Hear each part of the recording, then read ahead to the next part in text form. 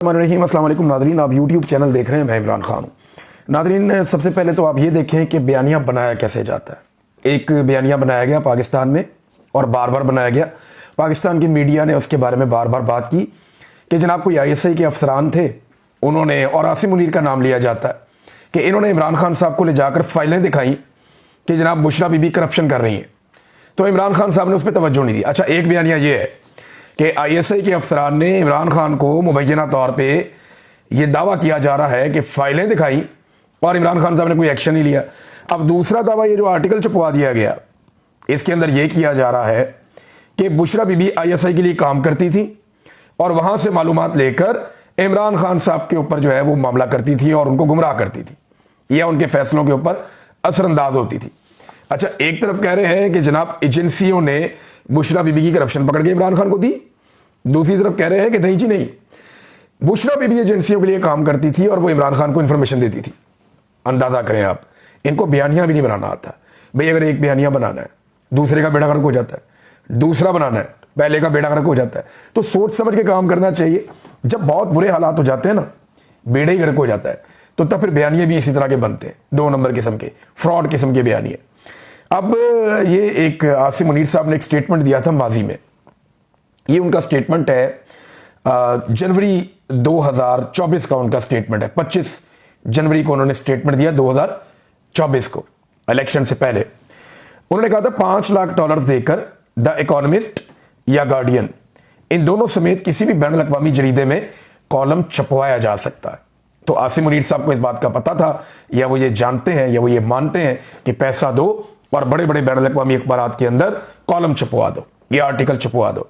अब इसमें जो है वो नजम सेठी साहब ने एक इंकशाफ किया। नजम सेठी साहब कहते हैं कि जो इकोनॉमिस्ट के अंदर नहीं लिखा गया आर्टिकल, इकोनॉमिस्ट बहुत बड़ा एक जरीदा है, वो ये कहते हैं उसका एक डिजिटल प्लेटफॉर्म है, और वाकई है भी यही है कि 1843 ये जो डिजिटल प्लेटफॉर्म है 1843, इसमें ये छाप दिया गया है। और नॉर्मली यहां पे इस किस्म की चटपटी खबरें जो है वो छाप दी जाती हैं। अच्छा, इस खबर को संजीदा जरूर लिया जाता है अगर 1-2 दिन जो मुसन्निफ हैं, जो खातून हैं जिन्होंने ये आर्टिकल लिख के वहां पे छाप दिया, अगर वो खामोश रहती तो। लेकिन वो आ गई मीडिया पे, उन्हें मौका मिल गया, वो मीडिया पे आई, मीडिया पे आके उन्होंने बातचीत शुरू कर दी। एक तो उनका सारा पहले ही ये मामला खुल गया कि PMLN के साथ उनके दरीना ताल्लुकात हैं और उनकी हमदर्दियां नून लीग के साथ हैं। मरियम नवाज के बारे में बड़े अच्छे उनके ट्वीट्स हैं, PMLN को वोट करो, इसको वो रीट्वीट करती रही हैं। तो उन्हें PMLN बतौर पार्टी बहुत पसंद है। और यहां मुबैना तौर पर कुछ लोग ये भी कह रहे हैं कि 2017 में इलेक्शन से पहले जब PMLN का दौर था, ये खातून कोई फंड रेजिंग के लिए गई थी, इन्हें कोई एक पोर्टफोलियो भी मिला था और ये बरतानिया गई थी और ऑफिशियल इनका विजिट था, इनको हेड बनाया गया था एक पूरी एक टीम का। तो वहां पे भी इनका मामला है और सोशल मीडिया के अंदर ये सारी चीजें आ रही हैं। हाई कमीशन ने इनके हवाले से कुछ चीजें डिलीट भी की हैं, ये भी दावा किया जा रहा है। अच्छा, जब ये खातून को सुना ना, तब कुछ चीजें मजीद सामने आ गई। एक तो ये बात सामने आ गई कि इन्होंने ये जो सारी खबर बनाई है या आर्टिकल लिखा है, ये काम अब से शुरू नहीं हुआ। ये गुज़िश्ता साल जब बुशरा बीबी इमरान खान साहब की रिहाई के लिए एक तहरीक लेकर निकली थी, ये मामला तब शुरू हुआ था नवंबर में। और तब इन्होंने इसके ऊपर काम शुरू किया था कि अगर ये मामला आगे बढ़ता है तो ये आर्टिकल हम छाप देंगे। लेकिन फिर ज़रूरत नहीं पड़ी, 26 नवंबर हो गया, कत्लेआम, मामला किसी और तरफ मुड़ गया, बाद में ज़रूरत नहीं पड़ी। और अभी क्योंकि 27वीं आईनी तरमीम है, तो मुझे ऐसा लगता है कि 27वीं आईनी तरमीम से जो असल मसला है उससे तवज्जो हटाने के लिए, असल मसला क्या है? असल मसला यह है कि पाकिस्तान के सदर ने और पाकिस्तान के आर्मी चीफ ने दोनों ने ताहयात इस्तिस्ना ले लिया है।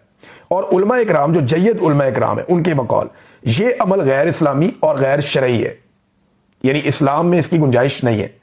हमारे आर्मी चीफ ने और हमारे सदर पाकिस्तान ने, आसिम मुनीर साहब और जरदारी साहब, इन दोनों ने ताहयात इस्तिस्ना आइन के अंदर ले लिया है, जबकि ना इस्लाम इसकी इजाजत देता है, ना शरीयत इसकी इजाजत देती है। ये गैर इस्लामी है, गैर शरई है। और ये मैं नहीं, जय्यद उलमा इकराम कुरान और हदीस की रोशनी में बता रहे हैं। अब इससे तवज्जो हटाने के लिए अदलिया का भी बेड़ा गर्क कर दिया, पल्ले ही कुछ नहीं बचा अदलिया के। तो इन चीज़ों से तवज्जो हटाने के लिए मुझे लगता है कि ये मामला मोड़ के इस तरफ लाया गया और ये आर्टिकल बेटैमा ही छाप दिया गया और पाकिस्तान के मीडिया को सबको मजबूर कर दिया गया कि जनाब ये आर्टिकल छप गया है 1843 में, ये जो डिजिटल प्लेटफॉर्म है इकोनॉमिस्ट का वहां पे, तो आप उठा के सब इसके ऊपर भरपूर किस्म की कवरेज करें। तो खोदा पहाड़ निकला चूहा। जब ये खातून का इंटरव्यू किया गया, चंद चीजें पता चली कि पिछले साल बनाया था, अब छाप दिया गया। फिर पता चला कि जनाब इसके अंदर जो फैक्ट्स हैं वो उन्होंने सोशल मीडिया से और दूसरे मीडिया से, इधर उधर से जो पाकिस्तान में चेमगोइयां होती हैं वहां से उठाए। जब उनसे पूछा गया सबूत लेकर आओ, सबूत उनके पास था कोई नहीं। अब नईम हैदर पंजूता साहब एक उभरते हुए सियासतदान है, नौजवान है, वो बैठे हुए थे एक शो में, उन्होंने जितने सवाल किए बीबी के पास एक भी जवाब नहीं था। मैं देख रहा था कि एक बेबसी थी, वो साबित नहीं कर पा रही थी कि जो उन्होंने लिखा उसको वो उसको प्रूफ नहीं कर पा रही थी। तो अब पाकिस्तान तरीके इंसाफ के पास मुझे लगता है कि ऐसा एक मौका है, या इमरान खान साहब की फैमिली के पास, कि वो इस मामले को लेकर बरतानिया की अदालत में केस कर सकते हैं। क्योंकि स्टोरी जो है वो इसी तरह की छापी गई है कि वहां से ये बात, वहां से ये बात, वहां से ये बात, अपने तौर पे कोई ऐसी तहकीक वो नजर नहीं आ रही, या कुछ सबूतों की बात की गई हो कि हमारे पास सबूत है इसके, कुछ दिखाई नहीं दे रहा भी उसने ये कह दिया, उसने ये कह दिया, वहां से ये पढ़ लिया, यहां से ये पढ़ लिया। ये इस किस्म की स्टोरी है। लेकिन इसके अंदर क्योंकि एक बदनामी हुई है, इसको एस्टेब्लिश करके, यानी दो मरहलों में होगा। सबसे पहले ये होगा कि अदालत में ये केस किया जाएगा कि जनाब ये हमारे साथ किया गया। पहले इसके ऊपर आप देखें कि ये डेफेमेशन है, तो जब अदालत कहेगी जी बिल्कुल डेफेमेशन है, तो फिर उसको कहा जाएगा कि अब आपने ये इल्जाम लगाया, ये साबित करें। तो ये इल्जाम कैसे कोई साबित करेगा, होते उनके पास तो वो अदालत में बता देती, लेकिन अदालत में भी वो कुछ बताने में कामयाब नहीं हुई, बल्कि नाकाम हुई। तो नाज़रीन एक और चीज यहां पे सामने आती है, आसिम मुनीर साहब को जब डीजी आईएसआई के ओहदे से हटाया गया, तो ये बात इमरान खान साहब ने भी बताई थी और जुल्फी बुखारी ने भी बरतानिया में ये बात कंफर्म की थी। उन्होंने ये कहा था कि जब आसिम मुनीर साहब को डीजी आईएसआई के ओहदे से इमरान खान साहब के दौरे हुकूमत में हटाया गया, तो उन्होंने बुशरा बीबी से बात करने की दरख्वास्त की थी कि मेरा बुशरा बीबी से रब्ता करवाया जाए। अब रब्ता इसीलिए ना कोई बातचीत हो जाए, मेरी रास्ता मेरा बच जाए, ओहदे से हटाया जा रहा है वो ना हटाया जाए। लेकिन बुशरा बीबी ने मुलाकात नहीं की, या मुस्तरद कर दिया मुलाकात की जो एक उनकी दरख्वास्त थी उसको। अब उसके बाद आप देखें कि बुशरा बीबी के खिलाफ इस निज़ाम में पूरी एक नफरत है। ये जो आर्टिकल नादरीन अभी आपने पढ़ा, इससे मिलती जुलती चीज़ें जब मैं आईएसआई की कैद में था तो उन्होंने मुझे भी दी थी, बल्कि उसके अंदर पॉइंट्स उन्होंने मुझे लिखवा के, बल्कि खुद लिख लिख के दिए थे। उन्होंने कहा था जी इसके ऊपर आपने पूरी एक वीडियो बनानी है इन पॉइंट्स के ऊपर। मैंने कहा जी मैं जानता ही नहीं इन बातों को। तो इस तरह की बहुत सारी चीज़ें आईएसआई के लोग मजबूर करते थे कि आप लोग ये बोलें, ये स्टेटमेंट आप दें। मैंने वो स्टेटमेंट नहीं दिया, लेकिन वो इससे मिलता जुलता ही था कि जनाब वो जादू करती हैं तो वो टूना करती हैं, तो उनको जो है उनका एक तरीकाकार है वो, और बहुत गंदी बातें इसके अलावा भी थी जो इस आर्टिकल में भी नहीं है, बहुत सारी गंदी बातें। तो वो उस वक्त मुझे मजबूर कर रहे थे कि ये बात कहो। तो उससे मुझे अंदाज़ा हुआ कि ये आईएसआई के लोग जो है, या इनको कहा गया है या ये खुद से कर रहे हैं, ये बुशरा बीबी पर बहुत गुस्से में है और ये एजेंसी उनके बहुत खिलाफ है। उस वक्त मुझे इस बात का आइडिया हुआ था। चंद चीज़ों का जिनका मुझे आइडिया हुआ, ये हुआ कि बुशरा बीबी के ये लोग बहुत खिलाफ हैं। एक मुझे पता चला कि अरशद शरीफ के केस में बहुत डरे हुए हैं। दूसरा ये जनरल फैद हमीद और इमरान खान साहब, इन दोनों के बड़े खिलाफ हैं, और जनरल फैद हमीद पे कोई बहुत गुस्सा है ये मौजूदा एस्टेब्लिशमेंट को। तो भाई वो आपस की लड़ाई लड़ो आपस से जितना मर्जी। जनरल फैद हमीद भी कोई आसमान से उतरा हुआ तो नहीं था, वो भी सियासी मुदाखलत करता था, वो भी गंद मारता था। मैं कहता हूं जनरल फैद हमीद को करप्शन की बजाय और बाकी चीज़ों की बजाय सियासत में मुदाखलत पे बदतरीन सजा देनी चाहिए, और ऐसी मिसाल कायम करनी चाहिए कि उसके बाद आने वाले जितने भी डीजी आईएसआई हैं उनको भी लपेटो। यानी नदीम अंजुम साहब ने भी सियासत में बदतरीन मुदाखलत की है, इनको भी पकड़ो और ये बाकियों को भी पकड़ो। लेकिन अगर जनरल फैद हमीद तक ये मामला रुकना है तो ये नहीं होना चाहिए, ये फिर मामला आगे बढ़ना चाहिए, पीछे भी जाना चाहिए। सबको पकड़ो, इनकी कब्रों के ट्रायल करो। ये जो जर्नैल पाकिस्तान को मार्शल लॉ लगा लगा के बेड़ा गर्क करके गए ना, जिन्होंने पाकिस्तानियों को जंगों के अंदर झोंक दिया, गैरों की जंगों में, और आग लगाई पूरे पाकिस्तान में, इन सबसे आज भी जवाब मांगा जाना चाहिए। तो बहरहाल बुशरा बीबी पे गुस्सा तो बहुत था, ये तो मैंने फील भी किया था, और अब एक आर्टिकल भी आ गया आपके सामने। लेकिन इससे फर्क क्या पड़ा? इमरान खान साहब की इज्जत को कोई फर्क पड़ा? तो बज़ाहिर ऐसा कुछ नहीं हुआ। या 3.5 साल हो गए रजीम चेंज ऑपरेशन को, 3.5 साल से भी ज्यादा हो गए। अगर मामला बार बार घूम के इमरान खान साहब की खानगी जिंदगी पे ही आता है, तो जाओ भाई जाके अडयाला जेल में माफी मांग लो इमरान खान से, और क्या करना है। यानी अगर घूम फिर के मामला बार बार इमरान खान साहब की खानगी जिंदगी, उनकी निजी जिंदगी, उनकी बीवी, इन मामला पे ही आना है, तो भाई जाके इमरान खान से माफी मांग लो। आपको इस लेवल की घटिया लड़ाई लड़ना जेब ही नहीं देता, ये होना ही नहीं चाहिए, इसकी कोई गुंजाइश नहीं होनी चाहिए। नाज़रीन मंसूर अली शाह साहब, क्योंकि अब देखें ना जजेस इस्तीफे दे रहे हैं, बहुत सारी जगहों से खबरें आ रही हैं, और आहिस्ता आहिस्ता जो जजेस पहले इस्तीफे दे चुके हैं वो बात करना शुरू हो गए। वकला के अंदर एक बेचैनी पैदा हो रही है।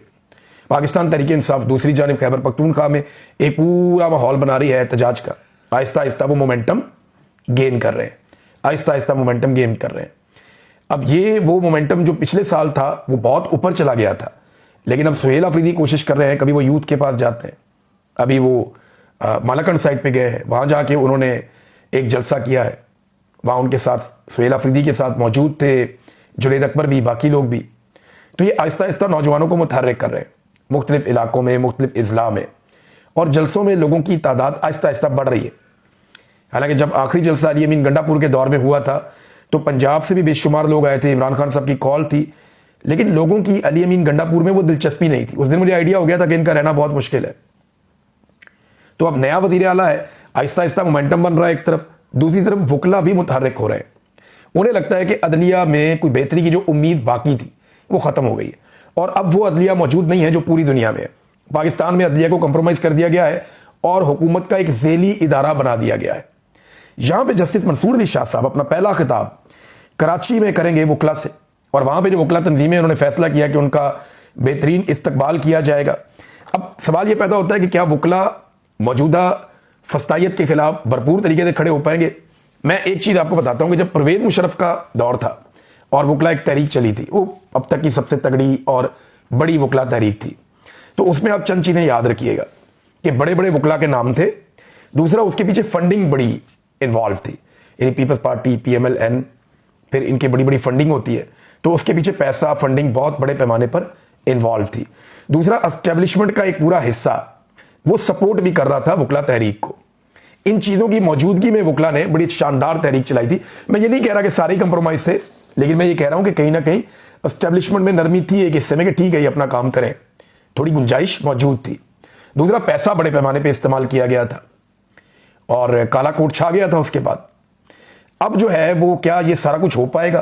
क्या वकला खुद से एक तहरीक अपनी अदलिया की आज़ादी के लिए खड़ी कर पाएंगे? क्योंकि अब जजेस इस्तीफे देकर आ रहे हैं और ये बड़ी हौलनाक सूरत हाल है। अगर इसमें और जजेस शामिल हो जाते हैं तो ये एक ताकतवर वकला तहरीक बन सकती है। लेकिन मैं फिर ये कहूँगा कि एस्टेब्लिशमेंट और वकला के बीच में जब पेचा पड़ेगा तो तब पता चलेगा कि कौन कितने पानी में है। नाज़रीन, स्पेन में मेरी मुलाकात कुछ दोस्तों के हमरा, क्योंकि एक इकट्ठा था, वहाँ बहुत सारे और लोग भी बैठे थे। मेरी उमर डार से मुलाकात हुई और मुनस सलाई से भी मुलाकात हुई। तो मुनस सलाई ने मुझे बताया कि उनके ऊपर जो इंटरपोल में केस बनाया गया था वो ख़त्म हो गया। तो मैंने उनसे पूछा जी आपके ऊपर केस क्या बनाया था? उन्होंने कहा जी केस बनाया हुआ था और पॉलिटिकली मुझे यहाँ पे कोशिश कर रहे थे, बहुत सारे इल्ज़ाम थे कि इंटरपोल के ज़रिए मुझे पकड़ें। लेकिन जो इसकी तफसीलात हैं वो ये हैं कि इंटरपोल में पाकिस्तानी गवर्नमेंट साबित ही कुछ नहीं कर पाई। अब मैं आपको ये बताता हूँ, ये साबित करें या ना करें, एक परसेप्शन बनी हुई है पाकिस्तान के बारे में। क्योंकि पाकिस्तान में ज़्यादातर जो केसेस बनते हैं सियासतदानों पे, सहाफ़ियों पे, शायरों पे, समाजी शख्सियात पे, वो ज़्यादातर केसेस बनते हैं पॉलिटिकली मोटिवेटेड केसेस, सियासत की वजह से बनते हैं कि अगर आपकी सियासत जो है वो एस्टेब्लिशमेंट के साथ मिल गई है तो आप पे कोई केस नहीं बनेगा, अगर आप एस्टेब्लिशमेंट के खिलाफ हो गए फिर आप पे बहुत सारे केस बनेंगे। तो इसलिए जो इंटरपोल है वो इनके रेड वारंट अमूमन जारी नहीं करते, या वो पाकिस्तान की बात मानते नहीं है ऐसे केसेस में। उनके पास आसान तरीका होता है, वो उसको गूगल करके भी देख ले तो पता चल जाता है कि ये आदमी सियासतदान है और आजकल इसकी एस्टेब्लिशमेंट के साथ बिगड़ी हुई है। तो मुनस सलाई को ये इसमें कामयाबी शायद इसलिए मिल गई है और पाकिस्तान की हुकूमत जो है कुछ कर नहीं पाई। नाज़रीन, एक और बहुत बड़ी खबर है, ये एक करैक्टर है और इसकी कुछ ईमेल्स लीक हो गई। करैक्टर का नाम है जेफरी एप्स्टेन। इनकी कुछ ईमेल्स लीक हो गई हैं, अब दुनिया में नहीं है, और इसकी ईमेल जो है उनमें बड़े बड़े लोगों के साथ इसके ताल्लुकात हैं, पता चल रहा है, यानी सऊदी अरब और कतर के हुक्मरानों के साथ भी, ट्रंप के हवाले से भी उसमें चीज़ें हैं, बहुत सारे और लोगों के हवाले से चीज़ें हैं। कुछ 9 बड़े इंकशाफात अब तक जो बैनुल अक़वामी रिपोर्टें हैं उनके मुताबिक सामने आए। अब ये जो करैक्टर था इसके बारे में सब जानते हैं कि किस लेवल का एक करैक्टर था, और इसराइल का बड़ा प्रो था, बहुत इसराइल को बहुत पसंद करता था। तो इस करैक्टर की जानिब से इसकी ईमेल्स लीक होना और उनके अंदर इमरान खान का तस्करा होना, ये बड़ी अजीब चीज़ है। अच्छा, शुरू में ये हुआ कि जैसे ही ये ईमेल्स लीक हुई तो बहुत सारे लोगों ने इसको एक फ़ायदे के तौर पे लिया और उन्होंने रुला डाल दिया जनाब पाकिस्तान में कि जनाब देखें जी इमरान खान साहब के बारे में ये एप्स्टेन फाइल्स आ गई हैं और उसमें इमरान खान का अब पता चलेगा। तो लोगों ने रोला डाल दिया जनाब कि ये तो यहूदी एजेंट है, पहले से ये कहते हैं इमरान खान को इसराइली एजेंट है, कोई यहूदी एजेंट कहता है, कोई कुछ कहता है, कोई कुछ कहता है। पाकिस्तान में जिसकी जबान पे जो आता है लोग कह भी देते हैं। तो इमरान